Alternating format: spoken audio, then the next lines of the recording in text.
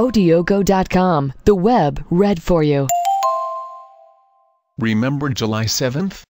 Are you Islamophobic?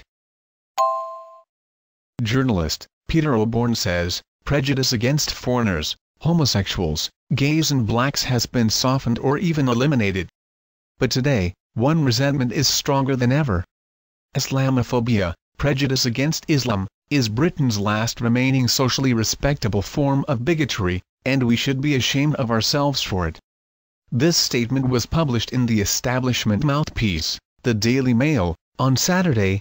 You may read the whole nauseating article via this link. And of course, you know who gets the blame for demonizing the religion of peace, and fermenting trouble against its peace-loving adherents, don't you? Yes, the BNP, who else? One can only wonder how much Mr. Oborne pocketed for this Islamic propaganda. However much it was too much. And the Daily Mail should be ashamed of itself for publishing such appeasing utterances.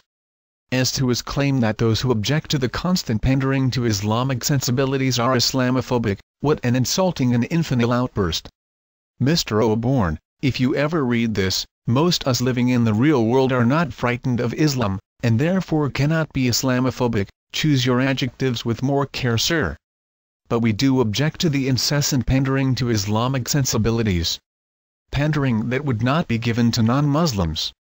Published just prior to the anniversary of the July 7th bombings in London, this was clearly intended to cow us into ignoring this infamous example of Islamic outrage. Well, we do remember, and we won't be cowed. Useful idiots such as Mr. Oborne should take some time to study Islamic teaching, or remind himself of the outrages perpetrated around the world, in the name of Islam. He would also do well to realize that the likes of Shahid Malik, Minister for the Department for International Development, is permitted by the Quran to tell lies to infidels. That includes you, Mr. Oborne. So when he says of July 7th bomber, Mohammed Sadiq Khan, all Muslims I've come across find him and what he did abhorrent, he is not necessarily telling the truth. You do not ever hear Jews, Hindus, Sikhs, or Buddhists ranting in our streets that we must all be killed if we refuse to become one of them. Yet Muslims constantly do this, choosing to take offense at the slightest excuse, that is Strathclyde Police's use of a puppy on a poster was deemed offensive. Yet Mr. Oborne dares to say that we should be ashamed of ourselves for refusing to surrender to Islamic diktats. Our message to the likes of Peter Oborne is simple: we are not Islamophobic, we simply prefer our own ways and traditions.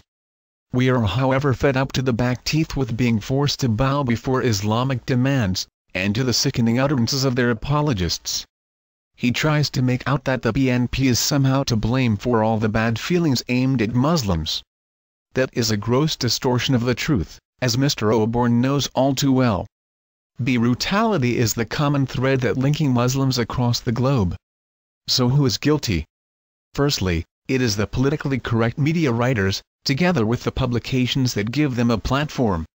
Those who seek to promote Islamic demands whilst portraying objectors as little more than subhuman Neanderthals, and secondly, it is the Muslims themselves, for making themselves a right pain in the rear end with their constant griping and demands for ever more preferential treatment from us Kafirs. Quite honestly, the majority of the population is rapidly coming to the conclusion that if they are so unhappy here, then they would be better off going away to live in an Islamic country. After all, they have no wish to integrate with us, they simply demand that we change our ways to those they approve of. What Mr. Oborne and his ilk must understand, is this: we have no intention of giving in to intimidation, whether it be from yourself, from your fellows in the self-appointed liberal intelligentsia, or from the Islamic community. This is our country. We've been here for a millennium or more, and we intend to stay. If any of you don't like that fact, or are offended by it, whether you be Muslim or apologist, why not move to an Islamic state, and enjoy the full benefits of Islam, today?